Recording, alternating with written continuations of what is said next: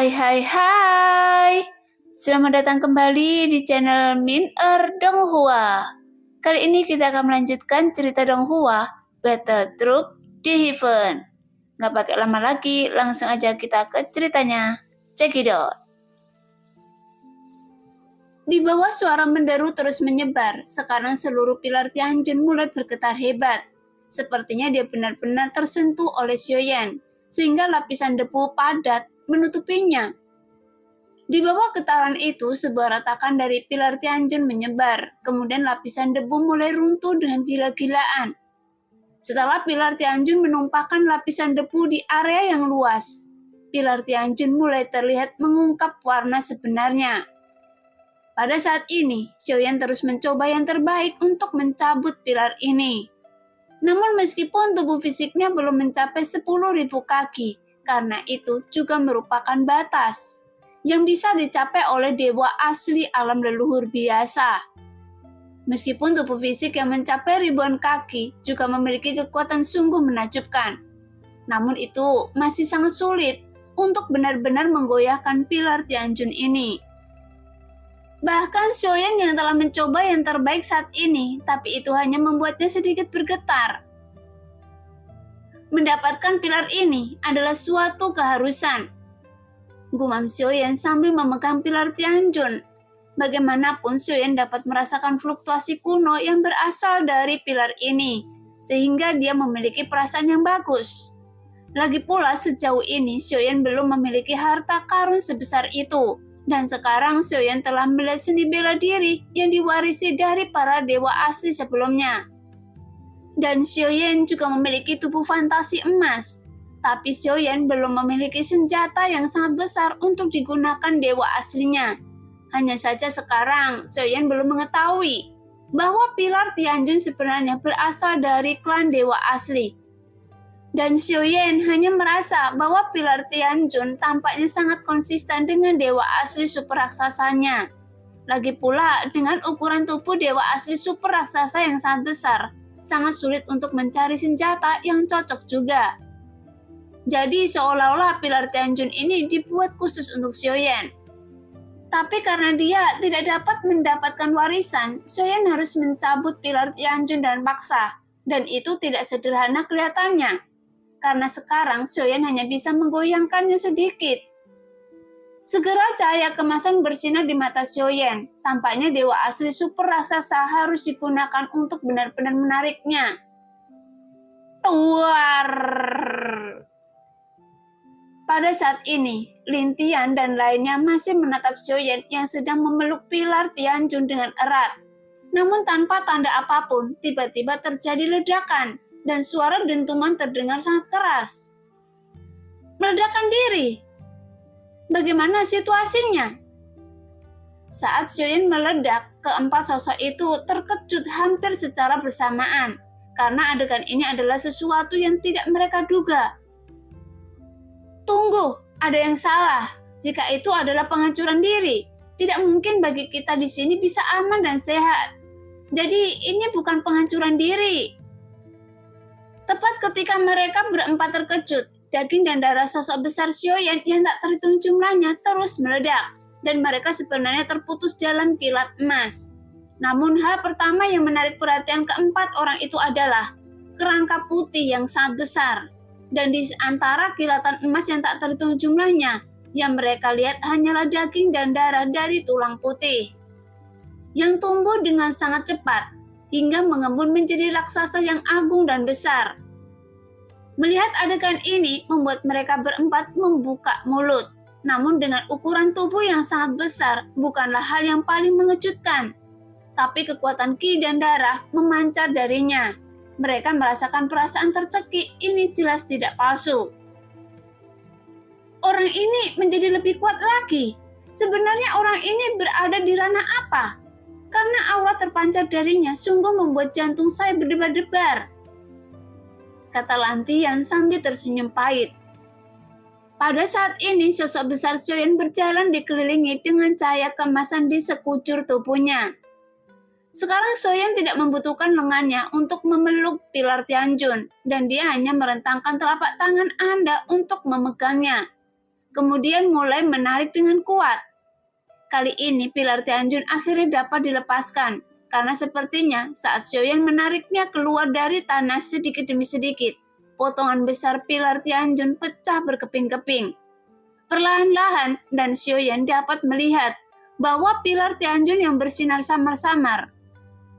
Sekarang Xiaoyan terus mencoba yang terbaik untuk menariknya. Bahkan semua kekuatan dalam tubuh dilepaskan tanpa syarat. Pada saat yang sama, di antara langit dan bumi ini tiba-tiba terjadi ledakan dahsyat. Namun saat suara ledakan itu keluar, tiba-tiba seberkas cahaya datang entah dari mana mengubah seluruh awan gelap. Dan 11 cahaya itu sepertinya dapat membelah langit menjadi 2. Apa ini? Keempat orang itu tercengang saat melihat berkas cahaya yang mencapai langit, yang membuat mereka tertegun, karena mereka pikir itu adalah fenomena aneh yang disebabkan oleh Xiaoyan. Bagaimanapun, meskipun berkas cahaya membumbung tinggi di langit, tapi mereka masih bisa mendengar suaranya. Apa yang terjadi? Mengapa sepertinya ada orang lain yang menerobos masuk? Kata Lantian dengan bingung. Jelas, meskipun istana abadi Tianjun berada di antara awan dan mereka tidak dapat melihat apa yang sedang terjadi di bawah. Tapi sepertinya berkas cahaya itu bukan disebabkan oleh Xiaoyan. Karena suara pertarungan segera terdengar yang membuat keempat orang itu segera sadar. Karena tidak hanya seseorang yang menerobos masuk, tapi sekarang mereka juga ada di platform menuju istana abadi Tianjun. Bagaimana para sampah ini melakukannya? Bukankah mereka yang tidak mengumpulkan semua tanda istana bumi? Mereka tidak punya hak untuk masuk ke sini sama sekali. Lagi pula hanya ada satu ciptaan di sini. Sekarang tampaknya ciptaan ini sudah ada pemiliknya. Jadi seharusnya tidak ada gunanya jika mereka datang ke tempat ini. Lantian menggelengkan kepalanya. Dia terus menatap Xiaoyan. Namun sosok besar Xiaoyan masih terus bertambah dan telah mencapai hingga puluhan ribu kaki. Sehingga pilar Tianjun dapat dipegang dengan satu tangan. Jadi bisa dibayangkan bentuk ukuran tubuh fisik Xiaoyan yang menjulang di antara awan gelap bahkan bisa dibilang lebih mengejutkan lagi. Pada saat ini, suara ledakan terus bergema saat pilar Tianjun terus naik ke atas. Semua ditarik ke atas, namun saat dia menariknya keluar, Xiaoyan merasakan pemandangan aneh tiba-tiba muncul di matanya. Karena energi dan darahnya diserap secara gila-gilaan oleh pilar Tianjun. Namun, meskipun ini membuat Xiaoyan menggertakkan giginya, tapi dia tidak melepaskan telapak tangan yang memegang pilar Tianjun. Justru sebaliknya, dia membiarkan pilar Tianjun menyerap kekuatan energi dan darahnya, karena dia juga ingin melihat berapa banyak energi dan darah yang dapat diserap oleh pilar Tianjun ini. Setelah pilar Tianjun menyerap energi dan darah Xiaoyan, pilar Tianjun mulai berdengung dan langsung meledak dengan cahaya yang menyilaukan. Kemudian dinding batu yang menutupinya langsung hancur di bawah ledakan tersebut. Sehingga pilar Tianjun yang berwarna emas gelap muncul di tangan Xiaoyan. Dan di antaranya ada garis-garis misterius. Pilar Tianjun, bukankah ini harta karun tertinggi dari klan dewa asli saya? Suara Jin Wansen terdengar di telinga Xiaoyan. Jelas dia secara alami mengenali pilar ini. Apakah benda ini adalah harta karun tertinggi dari klan dewa asli? Xiaoyan terkejut sekaligus senang saat mendengar ini, karena jika begitu itu benar, maka itu akan menjadi sempurna di tangannya. Saya tidak menyangka sebenarnya harta tertinggi klan akan diambil oleh klan Jimmy pada akhirnya. Jika ini yang terjadi, maka hal-hal yang ada di klan dewa asli pasti telah jatuh ke dalam klan Jimmy. Jin Wansen merasa tidak bisa percaya. Meskipun dia mungkin bisa memahami bahwa banyak tubuh orang kuat dari klan dewa asli telah diambil oleh klan Jimmy, tapi tidak bisa mengerti mengapa harta karun dari klan dewa asli akan berkurang menjadi ini. Apakah Anda dapat memahami pilar surga ini? Atau mengetahui metode budidaya dengan pilar ini? Xiaoyan bertanya dengan serius. Karena meskipun dia sudah memegang pilar Tianjun, tapi saat ini dia masih merasa gemetar hebat. Seolah-olah pilar Tianjun ini terus mencoba melepaskan diri dari tangan Xiaoyan. Tampaknya dia tidak mau menyerah pada Xiaoyan. Pilar Tianjun adalah harta paling berharga dari klan dewa asli saya.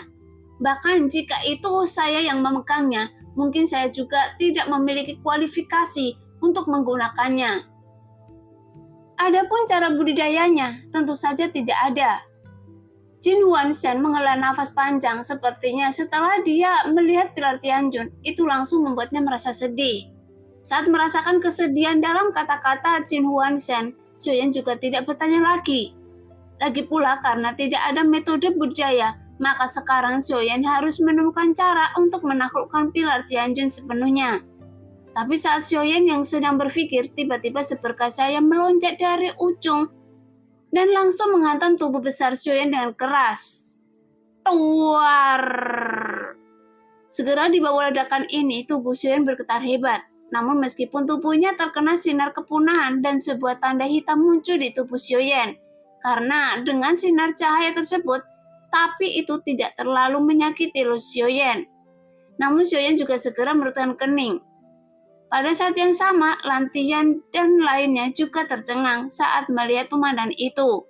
Dan mereka juga benar-benar tidak dapat memikirkannya. Lagi pula, mereka tidak tahu siapa yang mencari kematian dan berani memprovokasi Xiaoyan yang sekarang memegang pilar Tianjun. Karena meskipun Xiaoyan mungkin belum sepenuhnya bisa mengendalikan Tianjun, namun saat ini pilar Tianjun yang ada di tangan Xiaoyan itu sangat besar, yang seolah-olah dapat menutupi langit dan matahari. Segera mereka berempat melihat Xiaoyan pelan mengangkat pilar Tianjun dan langsung menyapu langit. Sehingga situasi telah berubah sehingga awan gelap menutupi ruang ini. Semuanya langsung tersebar. Pada saat yang sama banyak sosok yang tak terhitung jumlahnya yang bergegas ke tempat ini dari bawah. Juga secara bertahap terungkap. Nah, demikianlah cerita hari ini. Terima kasih yang sudah menonton video Min Earth sampai selesai. Sampai jumpa di video selanjutnya. Bye-bye.